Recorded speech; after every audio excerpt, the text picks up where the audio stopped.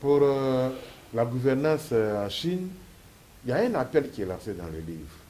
Le président appelle pratiquement tous les Chinois à se serrer les coudes, à travailler d'arrache-pied pour aller, comme si on pouvait donner cette image-là, arracher le trophée du développement demain vis-à-vis des concurrents internationaux. C'est un peu sa foi qu'il exprime en l'avenir. Mais comme vous l'avez dit, est-ce que vous pensez que cette voie va être suivie comme lui l'entend? Sûrement, maintenant, lui, il a le plein pouvoir dans l'État. Bien sûr, il a proclamé aussi qu'il faut installer l'État de droit. Récemment, il y avait une session plénière du Parti communiste chinois. La résolution était sur l'installation de l'État de droit. Et maintenant, on fait beaucoup d'efforts dans ce domaine-là.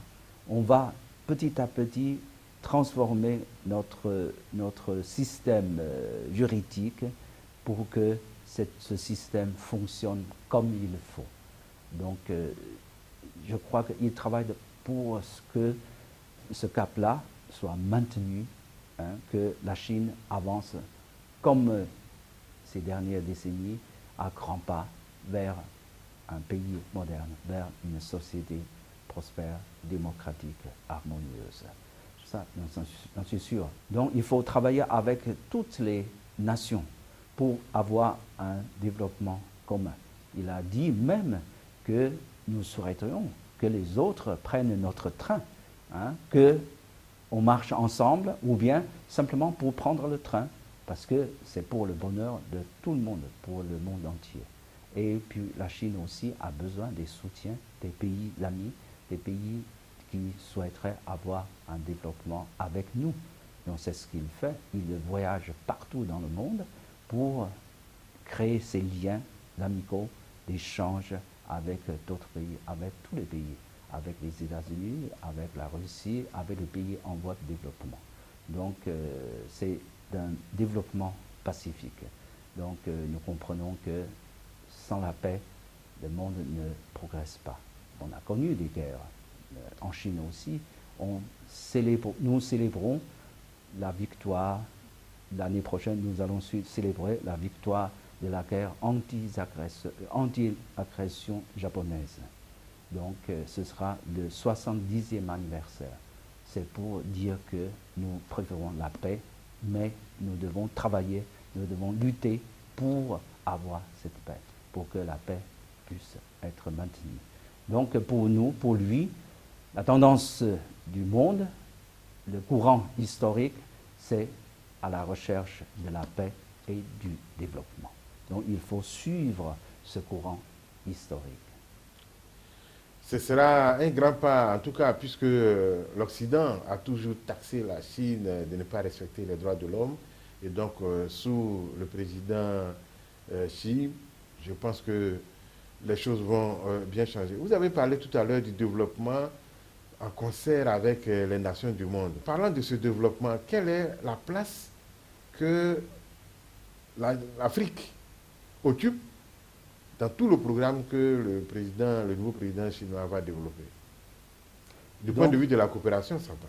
L'année dernière, il est allé en Afrique pour visiter certains pays africains. Et il a tenu aussi une réunion avec les dirigeants des pays africains en Afrique du Sud. Donc, durant cette visite, il a bien défini la politique de la Chine envers les pays en développement, en particulier l'Afrique, parce que l'Afrique est le plus grand continent des pays en développement. Donc, il a précisé qu'il faut baser sur 4 mots, plutôt, on dit 4 mots, ce sont les principes. Donc, tout d'abord, la sincérité. Donc, avec les pays africains, il faut qu'on se traite d'égal à égal avec la sincérité. Durant cette visite-là, il a précisé que des principes d'être d'égal à égal avec les pays africains, et aussi il faut développer cette amitié qui date depuis longtemps avec les pays africains. Donc il a insisté sur 4 mots, la sincérité, et puis le pragmatisme, et puis l'amitié, et puis la franchise. C'est qu'il faut être sincère l'un vers l'autre.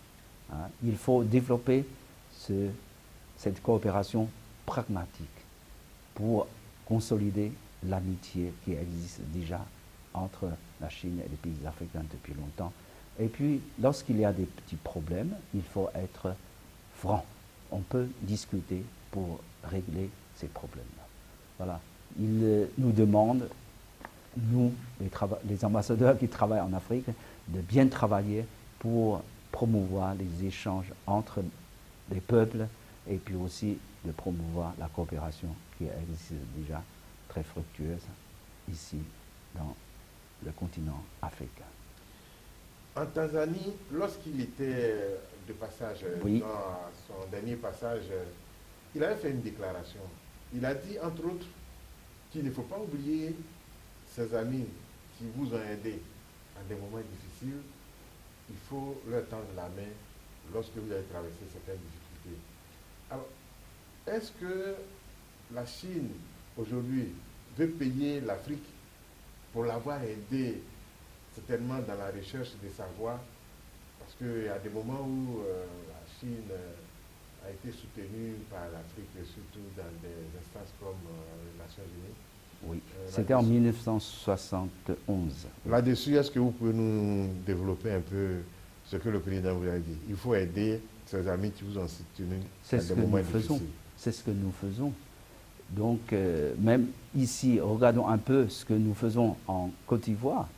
Donc, après la crise, que durant mon mandat, nous avons réalisé des projets pour aider le développement de la Côte d'Ivoire.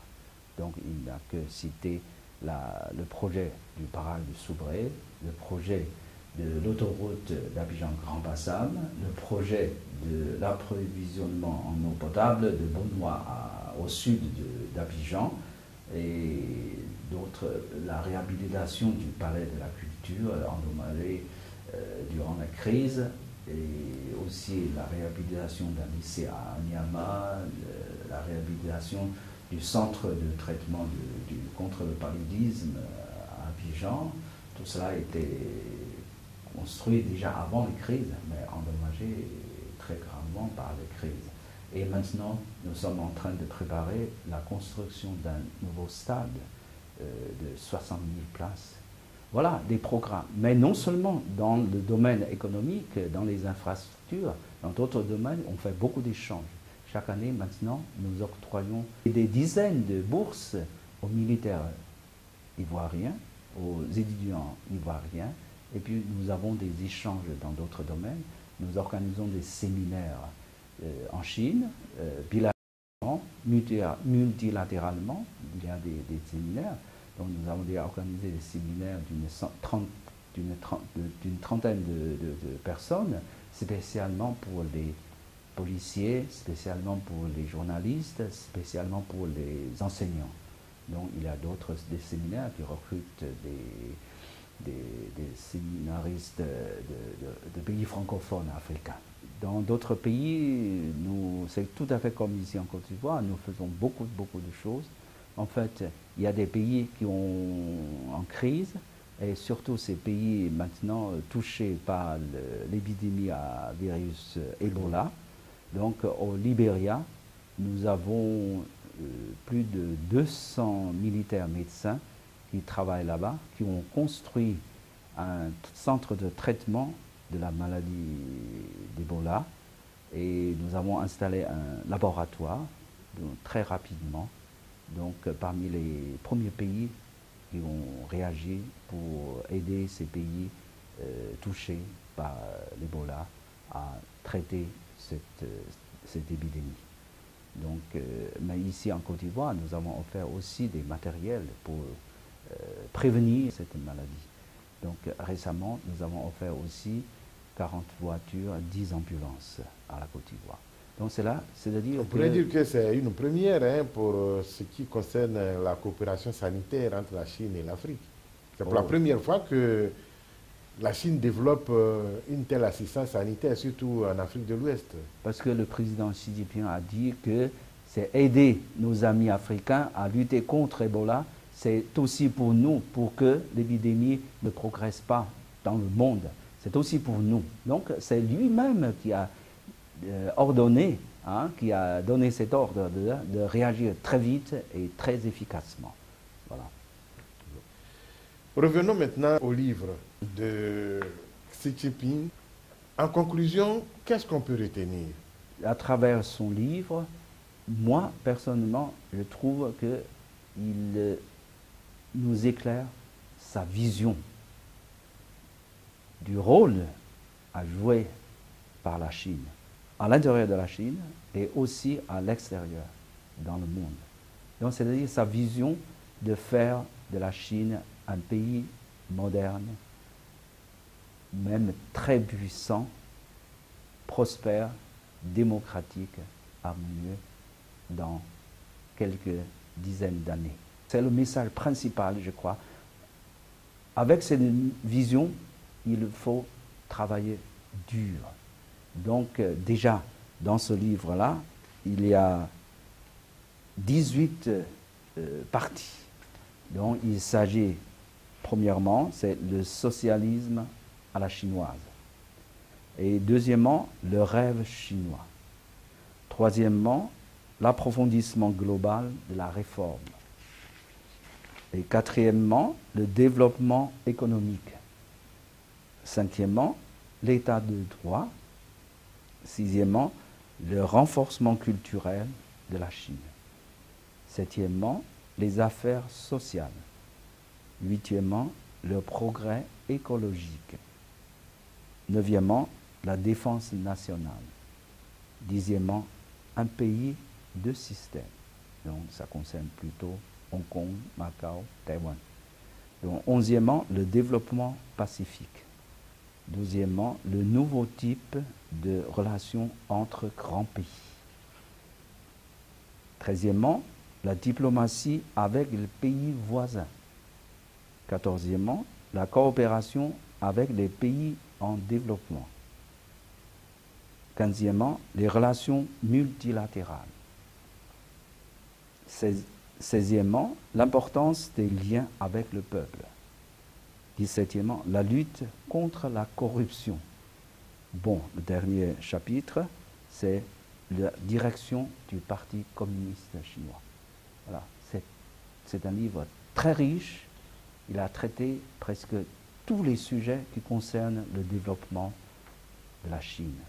Et en particulier, il a fait 4 parties concernant les relations avec les pays étrangers. Donc, je souhaiterais répéter encore une fois, le nouveau type de relations avec grands pays. Deuxièmement, diplomatie avec les pays voisins. Troisièmement, la coopération avec les pays en développement. Et quatrièmement, les relations multilatérales. Lui, il a qualifié ces 4 domaines concernant les relations extérieures de la Chine.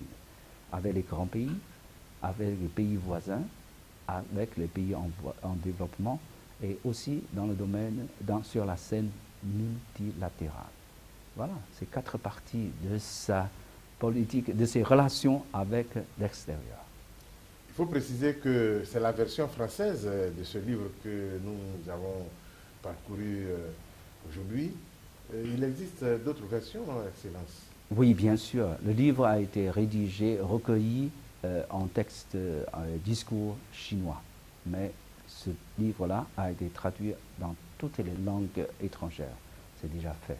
Oui, mais bien sûr, en Côte d'Ivoire, nous lisons plutôt le livre, la version en français. Excellence, Monsieur l'ambassadeur, tout le plaisir a été pour nous d'être reçus par vous au sein de l'institution de la mission chinoise que vous dirigez en Côte d'Ivoire. Merci beaucoup et à très bientôt. C'est à moi de vous remercier de bien vouloir m'interviewer sur ce livre-là. Je crois que pour nous, c'est un livre très important. Nous lisons nous-mêmes parce que pour bien travailler, pour servir la patrie, il faut connaître bien la vision du président, de notre chef suprême. Voilà, je vous remercie. Merci.